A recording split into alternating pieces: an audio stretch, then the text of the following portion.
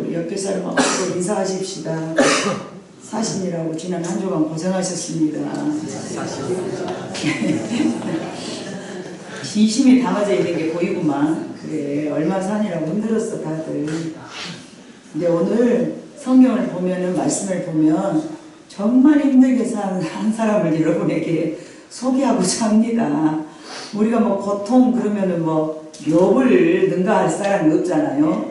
그런데 참 신약성에서 그렇게 크게 두각을 드러내, 물론 복음을 증거하면서 고생했던 사도 바울이 있습니다. 그러나 평민의 한 사람으로서 참 힘들게 살다가 예수님을 만나서 그의 인생이 변화돼서 역전되었던 한 인물을 여러분에게 소개하고자 합니다.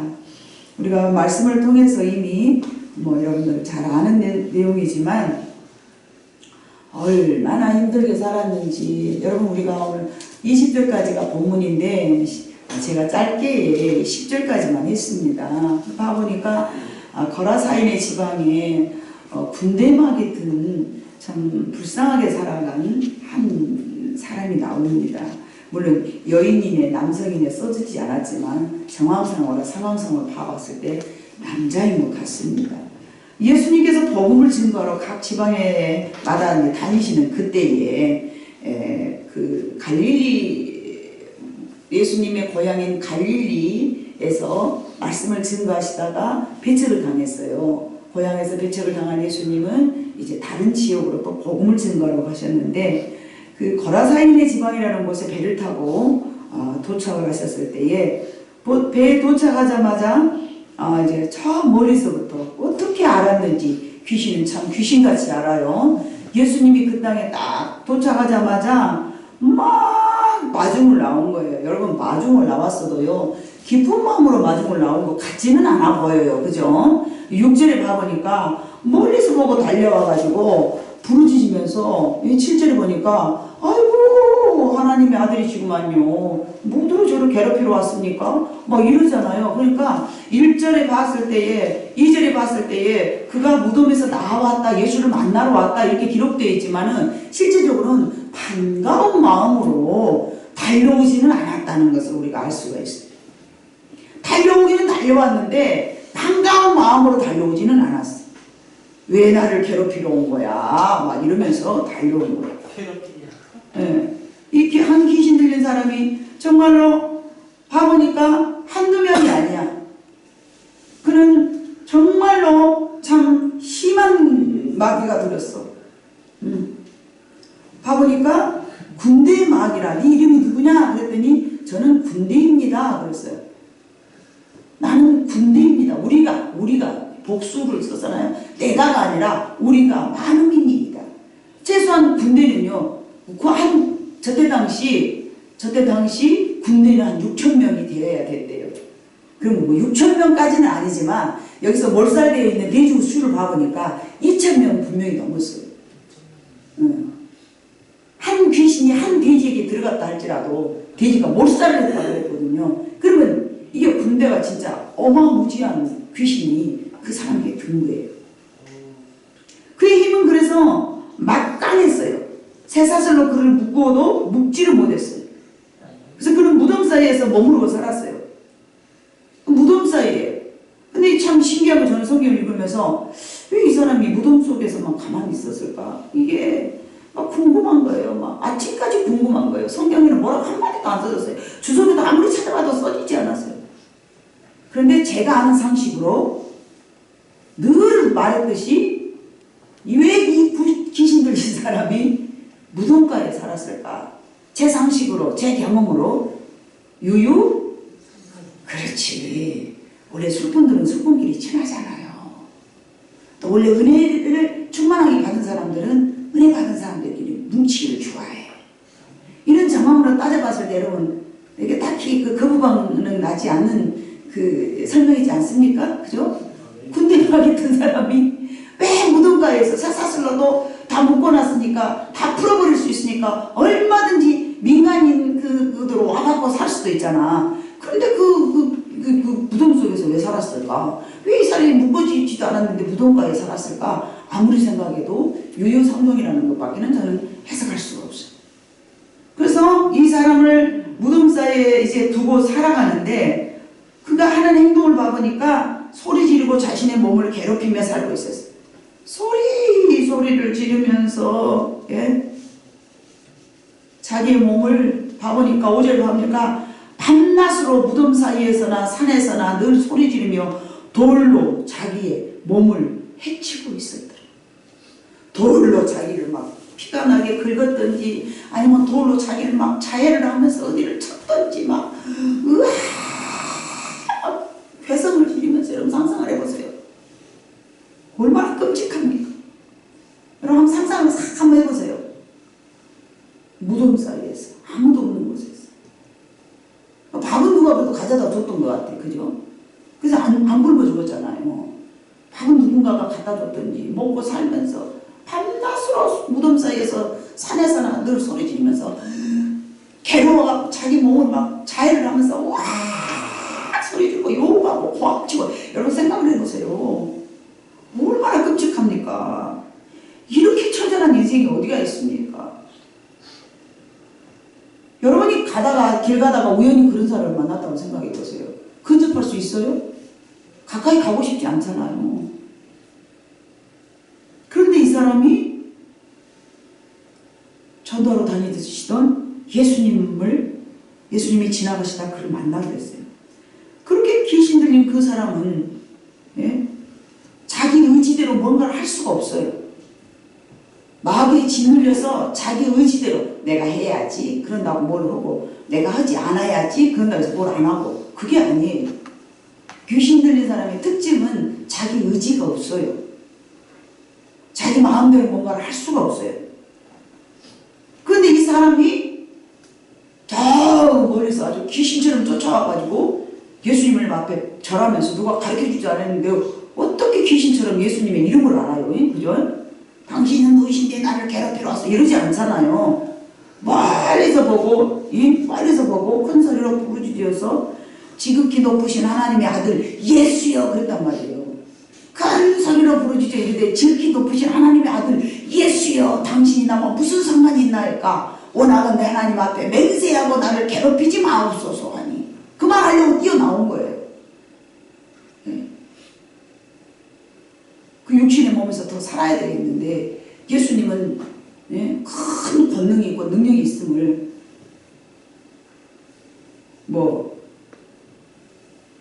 예수님의 고향 갈릴리 그 동네에 있는 사람들은 몰라봤어도 귀신은 알아본 거예요. 이렇게 와가지고 나를 괴롭히지 말라고 그러는 거예요. 그러기 때문에 육신은 그 어떤 암흑의 힘을 빌려서 암흑의 어떤 모양을 갖고 키가 작았든지 피부가 검었든지 하여간 얼굴은 곱상하게 원래는 곱상하게 생겼는데 막 험하게 껐잖아요. 막 험하게 생긴 사람이 나와가지고 예수님 앞에 하는 말입니다. 그러면은 이 사람이 하는 말이 아니고 누가 하는 말일까요? 그 속에 있는 귀신이 하는 말이에요. 7절 8절 나를 괴롭히지 마옵소서. 그랬더니 예수님께서 그에게 말씀하셨습니다. 더러운 귀신아 그 사람에게서 나오라. 이미 무서워서 벌벌 떨었어요. 그 사람을 보고서. 그때에 그런 귀신은 그 사람에게 내주어 주셨어요. 예수님께서. 큰 돼지떼가 있었고 그 사람을 괴롭혔던 귀신은 돼지떼에게로 들어가서 자기가 거기서 거하기를 요구했어요. 차라리 나를 돼지떼에 들어가게 하소서. 12절 이에 강구하여 이르되 우리를 돼지에게 보내어 들어가게 하소서 하니 13절 허락하신대 더러운 귀신들이 나와서 돼지에게로 들어가매 거의 2,000마리 되는 떼가 바다를 향하여 비탈로 내리다라 바다에서 몰살하거늘. 얼마나 많은 귀신이 들었었는가를 이것은 말해주는 것입니다. 그런데 이 사람이 귀신이 나가고 나니까 15절에 봐보니까 예수께 이르되 그 귀신 들렸던 자 곧 군대 귀신 짚혔던 자가 자기 옷을 입고 정신이 온전하여 앉은 것을 보고 두려워하더라. 이거는 다른 이제 주변에 있는 사람들이 이것을 보고 두려워했다는 말입니다. 이게 본문 내용인데요. 우리는 오늘 그 사람이 어떤 상황에서 그런 사람이 되었고 어쩌다 그렇게 귀신이 많이 들렸으며 또 무엇 때문에 그런 상황까지 가게 되었는지는 성경에서 말하고 있지 않아서 알 수가 없습니다. 다만 본문의 말씀으로 우리는 이해하고 추측해 볼 볼 수밖에 없는데, 일반적으로 여러분 귀신이 들린 사람들은 마음이 허약한 사람들이 귀신이 들어갑니다. 일반적으로 마음이 힘이 약한 사람, 힘이 허약한 그 사람에게 군대의 마귀가 들어갔으니, 힘이나 연약하고 힘이나 허약한 사람이 엄청난 군대가 들어왔을 때는 얼굴이 사악해서 볼 수가 없었지만, 귀신이 빠져나가고 난 그 사람의 얼굴은 여러분 어떻게 되었을 것 같습니까? 상대적으로 굉장히 여러분 큰 어떤 차이가 있지 않겠습니까? 이렇게 생겼던 사람이 귀신이 딱 빠지고 나니까 그냥 어디 막 천사와 같이 그냥 왜소하니 그냥 참하니 요상 참 전혀 다른 사람이 돼요. 전혀 다른 사람이 되었어요. 그를 알고 있었던 모든 사람들이 보았을 때 예전에 알고 있던 그런 사람이 아닌, 변해도 너무 많이 변해이 된 어떤 집의 아들이거나 어떤 남편의 모습이었지 않겠습니까? 그래서 그 가족들은 도저히 그 귀신 들린 사람을 자기 힘으로는 도울 수도 없고 고칠 수도 없어서 최선의 방법으로 인적이 드문 무덤 사이에 그를 그곳에 두고 그곳에 머물게 하고 음식을 가져다 주었지 않았을까라는 생각을 추측을 해봅니다. 그러면서 늘 지켜보면서 안타까워했을 것입니다. 그를 알고 있었던 사람이나 그를 정말 그의 가족들, 다 보면 예수님께서 네 친족에게 가거라 라는 말씀이 나오거든요. 그러니까 가족이 분명히 있어요. 그러면은 아마 이 사람은 상당한 오랜 기간 동안에 그 마귀에 잡혀서 살아갔기 때문에 이렇게 홀로 외롭게 무덤가에서 살아고 있었던 사람으로 여겨지는데, 어쩌면 한 인생에 정말로 생각할 수 없는 인생이, 그 인생이 자기 자신에 대해서 물론 제정신이 아닌 상황에서 살았지만은 주변에 있는 사람들은 그 사람을 보면서 포기와 좌절이 될 수밖에 없는 상태로 도저히 희망을 가질 수 없는 인생이었습니다. 인간의 힘으로는 어떤 수단과 방법을 찾을 수 없는 좌절된 상황입니다. 그런데 그에게 하나님은 기회를 주셨습니다. 예수님께서 지나시다가 그를 만나 주심으로 그의 인생은 완전히 달라졌습니다. 15절을 보니까 정신이 온전하여졌고 자기의 옷을 입었다라고 하였습니다. 그러면 그 동안에는 자기의 옷이 아닌 벌거벗고 살았다는 얘기잖아요. 수치스러운. 성경은 옷을 그 사람의 인격으로 말합니다. 그래서 요한계시록에도 보면은 의의 옷으로 갈아입어라. 의의 옷은 누구의 옷이에요? 예수 그리스도의 성품, 예수 그리스도의 닮은 마음, 이런 거. 그래서 의의 옷에서 갈아입어야 된다 그러잖아요. 근데 자기 옷으로 갈아입었다. 그러면은 마귀로부터 벗어난 그가 원래 가지고 있던 인성, 원래 가지고 있었던 성품으로 제정신으로 완전히 돌아왔다고 우리가 그렇게 이해를 해야 됩니다. 잃어버린 자기 자신을 찾게 되었습니다. 예수님은 귀신, 즉 마귀는 이런 일을 한다라고 요한복음 8장 44절에 말씀하셨습니다. 봐보니까 같이 읽어볼 거예요. 시작. 너희는 너희 아비 마귀에서 났으니 너희 아비의 욕심대로 너희도 행하고자 하느니라. 그는 처음부터 살인한 자요 진리가 그 속에 없으므로 진리에 서지 못하고 거짓을 말할 때마다 제 것으로 말하나니 이는 그가 거짓말쟁이요 거짓의 아비가 되었습니다. 아멘. 사탄은 욕심이 많고요. 너희 아비의 욕심대로. 저기서 너희 아비라는 것은 날라준 우리 아비가 아니라 사탄의 대마왕의 욕심대로 너희도 행하고자 하니 그는 처음부터 살인한 자예요. 누구를 죽였습니까? 아담을 죽였죠. 아담의 영혼을 파괴시킨 거예요. 그것을 그의 아들 가인과 아벨에서 행위로 나타났죠. 마음에 있었던 것이 행위로 나타난 거죠. 그래서 그는 처음부터 살인한 자요 진리가 그 속에 없으므로 진리에 서지 못하고 거짓을 말할 때마다 제 것으로 말하나니 얼마나 거짓말을 하였습니까? 사탄은 거짓말을 밥 먹듯이 합니다.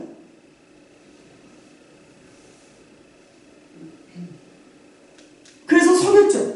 이거를 먹으면 절대 네가 죽지 않아. 선악과 이걸 먹으면 절대 네가 죽지 않아. 이러면서 거짓말을 하였습니다. 그렇기 때문에 우리는 마귀의 속성은 살인하는 자요, 거짓말을 하는 자요, 욕심이 많은 자요, 속이는 자라.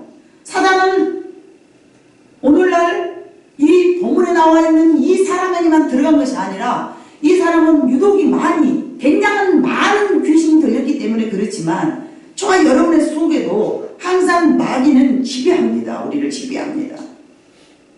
그래서 모든 영혼을 유혹하여서 넘어지게 만들고 결국은 죽이고 멸망을 시킵니다. 이게 요한복음 10장 10절에 그렇게 말씀되어 있습니다.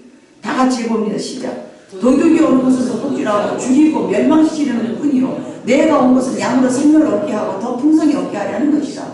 아멘.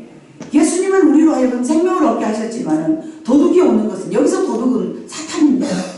도둑이 오는 것은 우리의 영혼을 도둑질하고 멸망시키려고 왔습니다.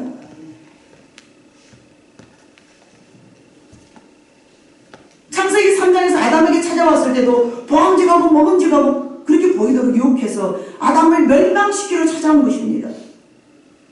지금도 저와 여러분에게 보암직하고 먹음직스러운 것을 쫓아가게 만드는 것은 사단이 쫓아온 것입니다. 사단이 여러분 마음속에 거하고자 원해서 찾아온 것입니다.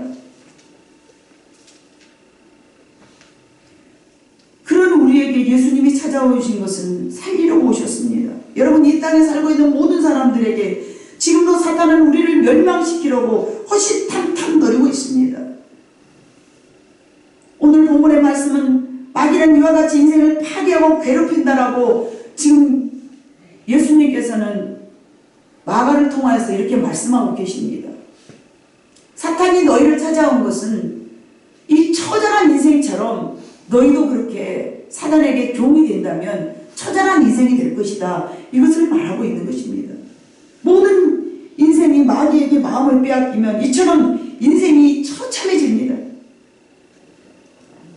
그런 처참한 인생은 누구도 도와줄 수가 없는 비참한 인생으로 결국은 전락하게 될 수밖에 없습니다.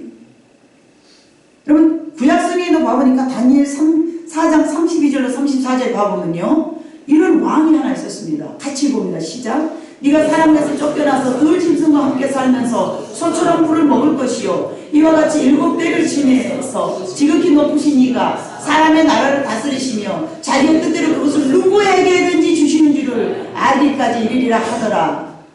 바로 그때의 이 일이 느부갓네살에게 응함으로 내가 사람에게 쫓겨나서 소처럼 풀을 먹으며 몸이 하늘 이슬에 젖고 머리털이 독수리털과 같이 자랐고 손톱은 새 발톱과 같이 되었더라. 그 기한이 참에 나 느부갓네살이 하늘을 우러러 보았더니 내 총명이 다시 내게로 돌아오니라. 이에 내가 지극히 높으신 이에게 감사하며 영생하시는 이를 찬양하고 경배하였나니 그 권세는 영원한 권세요 그 나라는 대대에 이르리로다. 아멘.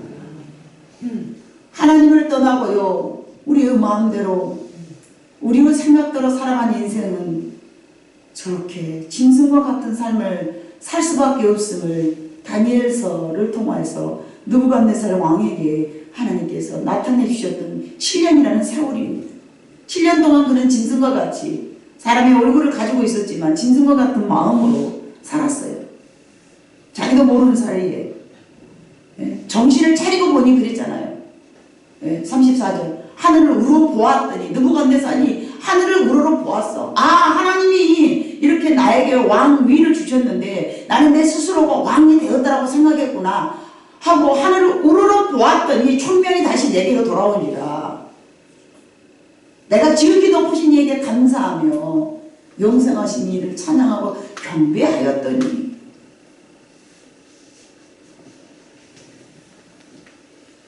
당시 느부갓네살 왕은 참 많은 지역을 다스렸습니다. 그래서 교만했습니다. 교만한 마음을 갖게 되었습니다. 나라가 잘 되어감에 따라서 자신의 어깨가 올라가서 으쓱되었습니다. 내 힘으로 내 능력으로 잘된 것 같은 마음을 사단이 가져다 심어다 준 것입니다. 하나님을 떠나서도 나는 얼마든지 살 수 있다라는 교만한 마음을 가져다 준 것이었습니다. 왜냐하면 사탄은 어쩌든지 인간이 넘어지기를 바라고 원하고 있기 때문에 하나님으로부터 멀어지기를 원하고 있기 때문에 그래서 오늘 보면 우리가 사탄에게 속아서 허우적거리고 있는 모습을 연상케 해주는 말씀이라고 저는 생각하기를 여러분에게 부탁드립니다.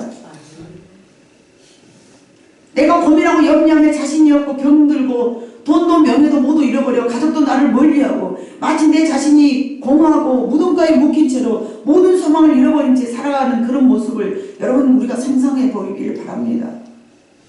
왜 여러분 무덤가에 그가 있었다고요. 살 소망이 없기 때문에 무덤가에 있었음을 저는 생각합니다. 연상을 해봅니다. 살 소망이 없어서 죽은 자들과 함께 있는, 때로는 우리가 그런 심정에 빠지지 않습니까? 아무 살 소망이 없어서 내가 내 의지로는 아무것도 내가 할 수 없는 그런 상황. 비록 귀신은 들렸다 안 할지라도 내 의지대로 내가 아무것도 할 수 없는 그런 상황에 머물러 있으면서 죽기를 바라는 그런 인생들이 있지 않습니까?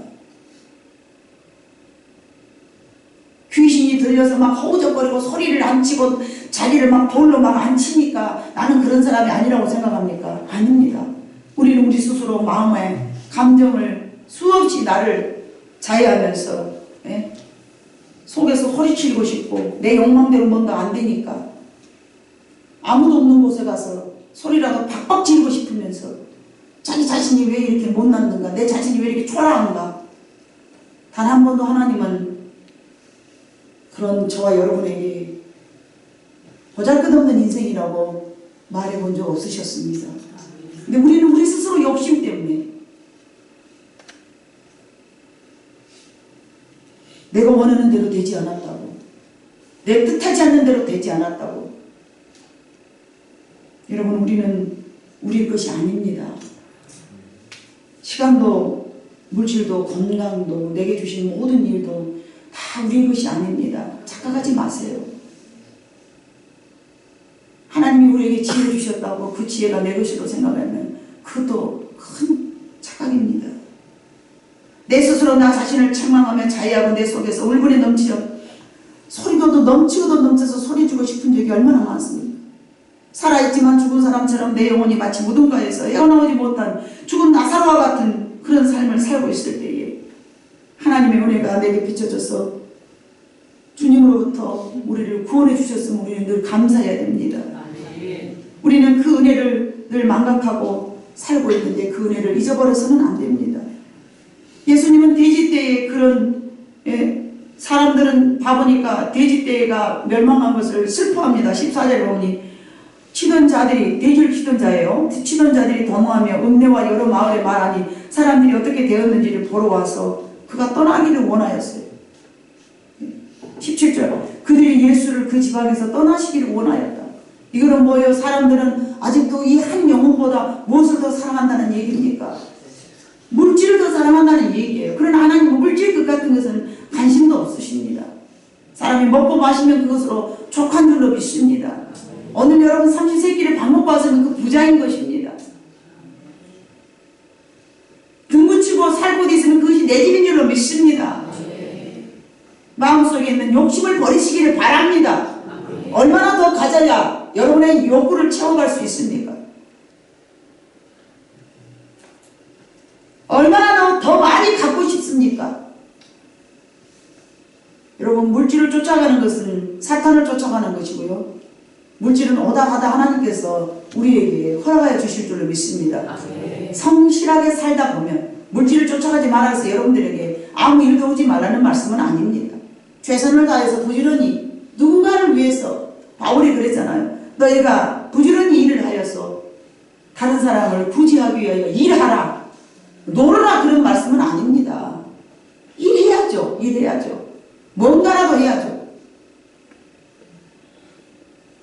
죽으면 썩어질 욕심. 저는 늘 이 말을 많이 합니다. 왜냐하면 저희 어머니가 그 말을 많이 쓰셨거든요. 죽으면 썩어질 욕심, 애께서 뭐 얻었나냐. 열심히 일하고 가면 여러분 상금이라도 있지 않겠습니까? 누군가를 돕고 누군가를 위해서 산다는 거 정말 복된 마음입니다.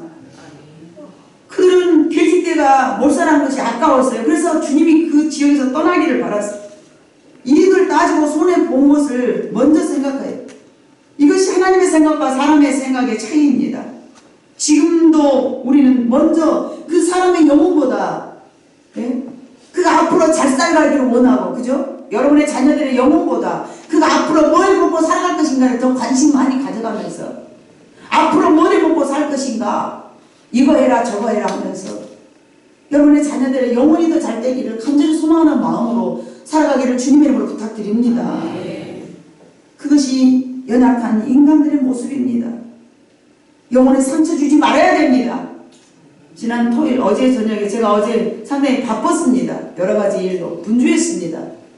분주했는데요. 여러분 우리가 너무나 잘 알고 있는 우리 장선종 권사님의 사이가 나한테 지난번에 한 번 왔는데 하나님께서 이상한 걸 보게 했어요. 저한테. 그 동영상을 보는데 그 아이의 눈에 눈물이 굉장히 많이 있었어요. 장선종 권사님 손주 여보는 거. 예. 동영상을 자기 손주 이쁘다고 막 동영상을 보는데 그 아이 눈에 눈물이 막 있는 거예요. 영으로 봤죠. 실제적으로 동영상에서 뭐 눈물을 흘렸겠습니까? 그러면서 그 마음속에 그 살고 싶지 않는 마음을 갖고 있더라고요. 그래서 그 하나님 보여주셨기 때문에 제가 말을 했죠. 권사님의 손주 눈에 눈물이 굉장히 많고 살고 싶지가 않네. 이거는 그 아버지의 영혼이라는데. 그랬더니 뭐 귀가 번쩍이 가고 목사님 그러면 목사님이 한번 데리고 올까요? 그래서 그래라. 뭐 사람은 언제나 이익을 쫓아가잖아요. 그래라 그랬죠. 왔더라고요. 왔는데 어쩌면 그 아버지하고 그 아들하고 연계가 똑같은지. 애가 조그만 것이요 눈에 눈물이 그렁그렁 해갖고 살고 싶지 않은 마음이 그대로 보이는 거예요. 그 아이는 이 아버지의 마음을 그대로 갖고 사는 것이죠. 네.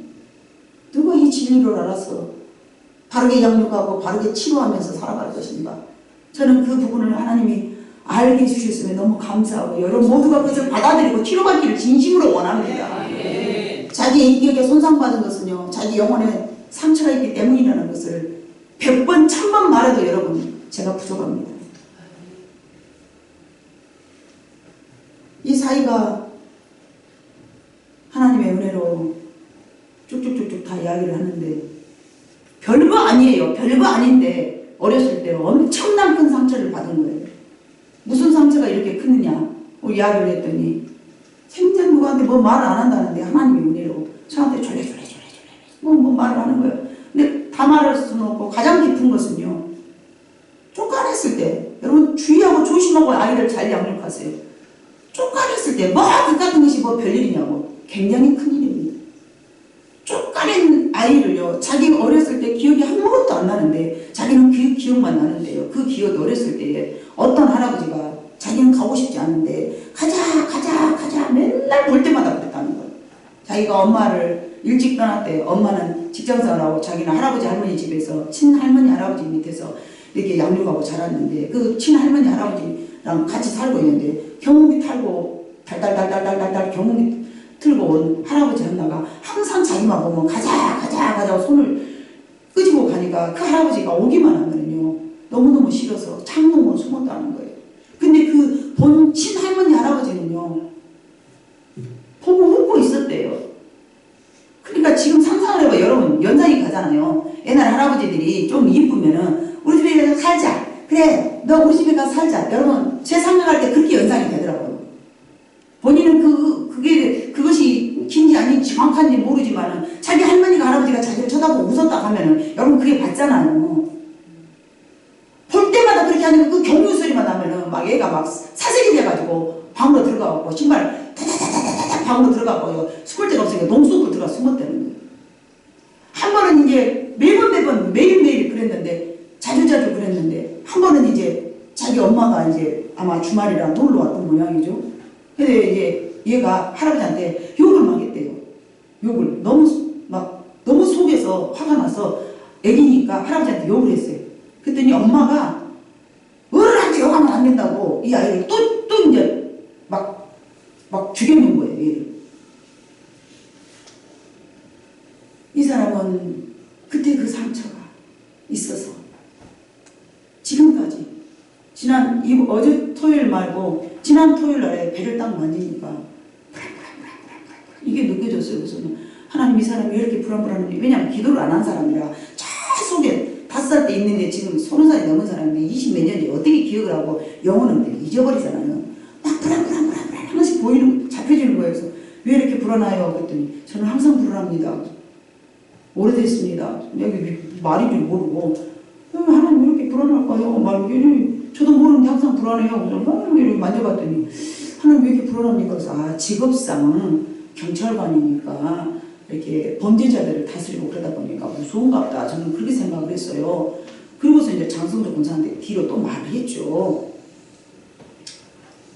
뭐 승진을 위해서 이제 그 육아휴직을 좀 내야 되는데 승진 때문에 이 장모하고 부인이 육아휴직 내지 마라, 육아휴직 내지 마라. 이게 이제 이렇게 그들이 상담하는 안건이었어요, 저한테. 하나님은 그가 쉬기를 원하신다. 쉬어야 되겠더라. 안 쉬면 안 되겠더라. 이런 상태로는 그 근무를 계속하다가 이 사람이 어찌 될지 모르겠다. 그러니까 돈을 먼저 생각하지 말고 명예를 따르지 말고 그 사람이 영혼을 먼저 생각해야 된다. 저는 당연히 그렇게 말하지 않았겠습니까? 근데 이 결정을 못하고 어제 또 온 거예요.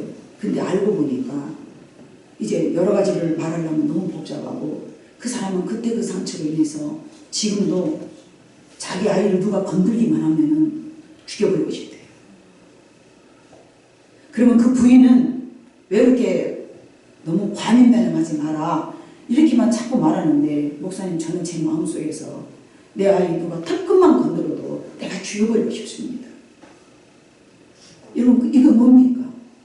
그 사람의 감정 속에는 자기가 어렸을 때 자기보다 더 힘이 센 어른들에 대한 분노잖아요. 이쁘다고 사랑한다고 어른이 장난 몇 번 그것이 몇 번인지 20번인지 30번인지 모르겠습니다. 그 장난친 그것이 그 인생을 지금 이렇게 분노하는 사람으로 사람 참 온유한데 한 번씩 올라오는 그 분노가 참기 어려운 분노가 들어있는데 그게 보인다고 그랬더니 목사님 맞습니다. 제가 누르고만 살고 앉았지 한 번 이 누르는 것을 폭발하면요 누구도 저를 감당하지 못하는 그 혈기가 들어있습니다. 그 상처를 치료받아야 됩니다. 그 상처를 치료받지 않으면 어렵습니다. 네, 안 됩니다. 그러니까 항상 어떤 상황이 생기면 이 불안한 것이 올라와가지고 그 사람의 삶이 괴롭지 않습니까? 그런데다가 그 아기 때 받은 그 상처가 있는 데다가 또 아기를 가지고 그러니까 나는 아내를 지켜야 되고 나는 두 아이의 아버지가 돼야 되고 그러니까 그 의무감 때문에 자신이 강한 힘을 외부적으로 나타내고는 있지만 속에는 지극히 연약한 마음이 자기를 딱 지배하고 있는 거예요. 그래서 불안한 거예요. 여러분 우리 내면 속에 있는 이 영혼은요 여러분들이 인식하든 인식하지 않든 우리는 분명히 소유하고 있습니다. 그 영혼이 건강한 사람일수록 세상의 어떤 상황에서도 강하고 담대하게 살아갈 수가 있는 것입니다. 어떤 이유가 되었든지 어떤 이유가 돼서 이 본문에 있는 이 귀신 잡힌 사람은요 어떤 이유가 돼서 이렇게 귀신 잡혔는지 저는 모르겠습니다. 그러나 제 입장에서 이 성경을 읽으면서 너무 불쌍한 거예요. 어쩌다 이 사람은 이렇게 귀신이 많이 잡혀 있을까? 근데 하나님은 이를 버리지 않으셨잖아요. 인간은 버렸었지만 하나님은 그를 불쌍히 여기셔서 주님이 그를 어루만져 주시고 내쫓아주니까 그 인생이 여러분 달라졌지 않습니까? 네. 제정신이 차려지고 정상이 된 이 사람은요 예수님을 따르기를 원했습니다. 요청합니다. 그러나 예수님이 네 가족에게 돌아가라 말씀하셨습니다. 네 가족에게 돌아가라. 19절 허락하지 아니하시고 그에게 이르시되 집으로 돌아가 주께서 네게 어떻게 큰 일을 행하사 너를 불쌍히 여기신 것을 네 가족에게 알게 하라. 네 가족에게 알게 하라. 여러분 예수님을 만났다면 여러분의 가족에게 반드시 증거하시기를 바랍니다. 예수님은 우리가 예수를 만나고 난 다음에 나만 구원받으라고 내버려 두지 않습니다. 반드시 내가 구원받고 내가 예수님을 만났던 그것에 대한 증거인이 되기를 이렇게 원하시고 계십니다. 내게 주시는 은혜를 증거하는 것이 모든 예수님 만난 사람들의 사명입니다. 그 누구를 막론하고 모두가 증인이 되어야 됩니다. 예수를 만난 증거의 증인이 모두가 되기를 우리 주님은 우리에게 원하고 계십니다. 본문을 통해서 한 가지로 더 유의해야 될 부분이 있는데요. 그 첫 번째가 구원의 주님을 만나기 위해서는 내가 살고 있는 무덤가에서 나와야 됩니다. 그가 제정신이었던 제정신이 아니었던 그 무덤가에서 나왔기 때문에 예수님을 만나지 않았습니까? 여기서 무덤이란 내가 가지고 있는 모든 희망이 없는 절망적인 삶이나 생각을 여러분에게 의미하기를 원합니다. 도저히 불가능한, 도저히 인간 힘으로는 되지 못하는 모든 문제를 가지고 예수님 앞으로 나와야 될 줄로 믿습니다. 두 번째, 그런데 7절에 보니까 엉뚱한 말을 합니다. 나를 괴롭게 마소서. 때로는 여러분요, 내 마음속에 나를 내버려 두기를 원할 때가 있습니다. 맞습니까? 이는 더러운 귀신의 소리임을 여러분이 감지하시기를 주님의 이름으로 부탁드립니다. 내 의지와는 내 마음과는 상관없이 내 마음속에 또 다른 마음이 있습니다. 나를 내버려 두시옵소서. 나를 건들지 마시옵소서. 나를 내버려 두시옵소서. 이게 여러분 사탄의 소리임을 여러분 인식하시기를 주님의 이름으로 부탁드립니다. 왜냐하면 그는 그곳에서 나가야 되기 때문에 나를 건들지 말라고 말하는 것입니다. 그러나 예수님은 그것하고 상관없이 그를 내쫓아 주셨습니다. 나를 괴롭게 한다. 이거는요, 사탄이 하는 소리임을 여러분 들으시기를 바랍니다. 내 마음의 소리가 아닙니다. 그동안 내 속에서 잘 지내고 살아왔기 때문에 사탄은 나가고 싶지 않아서 내 속에서 속삭입니다. 괴롭히지 말라고. 나를 내버려 두라고. 우리 아이들이 그러지 않습니까? 야, 이렇게 해봐. 엄마, 나 간섭하지 마. 이 간섭하지 마가요, 사탄이에요, 여러분. 간섭 받을 때 감사하시기 바랍니다. 아멘. 관심 없어 보세요. 간섭도 하기 싫어요, 여러분. 그래도 간섭한다는 것은 연민이고 사랑인 줄로 믿습니다. 나를 간섭하지 마. 무덤가에서 그대로 계속 머물고 있겠다는 얘기입니다. 저는 사망의 음부에서 빠져나갈 생각이 없사오니 저를 건드리지 마시옵소서. 여러분은 이런 마음 갖고 살지 않았습니까? 간혹 여러분 교회가 싫고 목사가 싫을 때 있습니다. 그것은 내 속에 사탄이 나를 심하게 지배하였음을 명심하시기 바랍니다. 하나님이 싫고 목사가 싫을 때는 그것은 사탄의 소리이지 내 감정, 내 영혼의 소리는 아니라는 것입니다. 내 속에서 지금까지 지배하고 주인 되었던 그가 나가려 하니 억울하지 않겠습니까? 집을 잃어버리게 되니 얼마나 억울합니까? 자, 마태복음 12장 43절로 45절에 봐보면요, 마귀는 사람을 자신의 안식처로 삼고 있습니다. 봅니다. 시작. 더러운 귀신이 사람에서 나갔을 때 물 없는 곳으로 다니기 시기를 구하되 쉴 곳을 얻지 못하고 이르되 내가 나온 내 집으로 돌아가리라 하고 와보니 그 집이 비고 청소가 되어 수리되었거늘 이에 가서 저보다 더 악한 귀신 7을 데리고 들어가서 거하니 그 사람의 낮은 형편이 전보다 더욱 심하게 되느니라. 이 악한 세대가 또한 이렇게 되리라. 아멘. 중요한 말씀입니다. 내가 한번 예수 믿고 은혜를 받았어. 충만했네. 어느 순간에 귀신이 또 들어왔네. 더 악해져서 여러분들이 그렇게 소망하고 여러분들이 그렇게 좋아하는 그 사람의 낮은 형편이 전보다 더욱 심하게 되었느니라. 그래서요, 은혜 가운데서 산다고 옛날에 할렐루야 기도원에서 간암 치료받았어.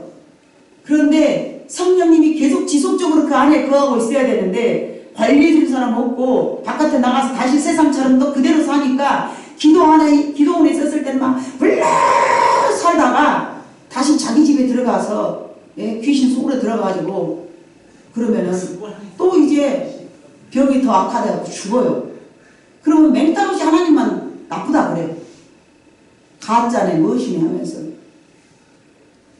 병균으로 와가지고 치료된 것은 나았겠지만 사상 속에 들어있는 병균은요 뺄 수가 없습니다. 의사도 못 뺍니다. 그러면. 요즘같이 의학이 발달됐는데 왜 뭐 우울증이네 뭐이네 그런 것이 왜 치료가 안 됩니까? 왜 치료가 안 될까요? 생각 속에 들어있는 것을 약물로 치료가 가능합니까 그게? 생각 속에, 여러분의 생각 속에 어쩌면 군대만보다 더 심한 더러운 악한 것들이 여러분을 지배하고 있을 수도 있다는 생각을 의심하지 마시고 받아들여야 될 줄로 믿습니다. 귀신은 이와 같이 사람의 마음을 자리잡고 살아가기 때문에 기도하다 보면 참 교묘하게 사탄은 집을 짓고 살아가고 있습니다. 그리고 절대로 나가지 않으려고 이렇게 하고 있음을 저는 기도해 주다 보면 종종 느낍니다. 그러면서 심지어는 나갈 때가 되면요, 이제 성도가 싸울 게 아니니까 야 목사가 안수를 해주잖아요. 네 속에는 이런 악한 마음이 있어. 언제부터 들어왔어? 그때부터 들어왔어. 그때부터 자리 잡고 있었어. 근데 그때부터 네가 그 귀신을 보듬고 살았어. 네 이걸 쫓아내야 돼. 이렇게 말을 해주면요, 본인이 이제 싸우잖아요. 그럼 나갈 때가 어느 정도 물을 익어가잖아요. 그러면 막 저한테 욕을 빡빡하게 해요, 귀신들이. 여러분, 마을 새끼가 얼마나 저한테 욕을 한 줄 아십니까? 응? 억울하다고 소리치면서 억울해! 한나가! 막 이러면서, 여러분들은 모르니까 그러지만 저는 들어요. 기도하다 보면은. 그러면 이제 수면으로 올라왔기 때문에 성도한테 조금만 더 기도해라. 조금만 더 산에 가서 기도해라. 먹고 살아가는 것도 중요하지만 여러분의 인생을 바꿔지게 하는 것은 나를 지배하고 있는 어둠의 권세입니다. 아멘. 말씀 듣고 내가 마음으로 돌이켜서 아 맞다 그러고 돌아갔지만 집에 가는 순간 여러분이 달라지지 않는 이유가 무엇인 줄 압니까? 내 마음속에서 그동안 그렇게 지배하고 살았던 사탄이 안 나갔기 때문에 그렇습니다. 사탄을 여러분 호락호락하게 생각하지 마세요. 여러분, 갈릴리 바다에서, 갈릴리 그 나사렛 동네에서 예수님을 못 알아봤던 그가, 귀신은 그냥 알아보잖아요. 하나님의 아들 예수여라고. 우리보다 한 단계 더 위다니까요. 여러분이 해볼 수 있는 능력은 없어요. 오직 예수의 이름만이 우리의 삶을 변화시키고, 오직 예수의 이름만이 우리를 고쳐가는 것입니다. 그렇기 때문에 내 속에서 사탄의 속임수에 여러분 빠지지 마시고, 아, 내 생각이 아니고 사탄의 속임수구나, 이거를 빨리 즉각 여러분 깨닫기를 바랍니다. 우리의 생각 속에서 얼마나 많이 사탄이 생각을 주는지 모릅니다. 여러분, 이 사람은 이렇게 속이고 있고 저 사람은 저렇게 들어와 있구나, 그때부터 이 사람은 이렇게 원한을 품고 살았구나.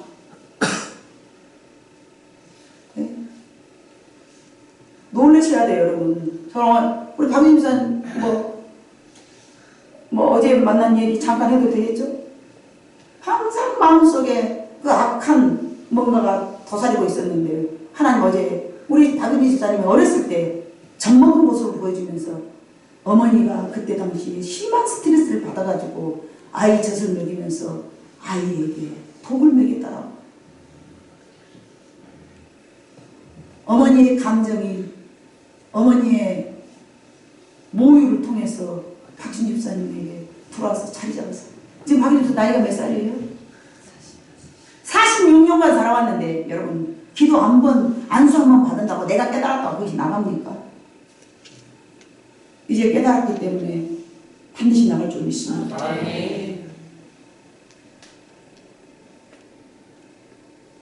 깜짝 놀랐습니다. 아, 집사님 어머니 젖 먹을 때 들어왔대요. 방성대고가 울었습니다. 하나님 그랬군요. 그러니 내가 이렇게 쉽게 되지 않군요.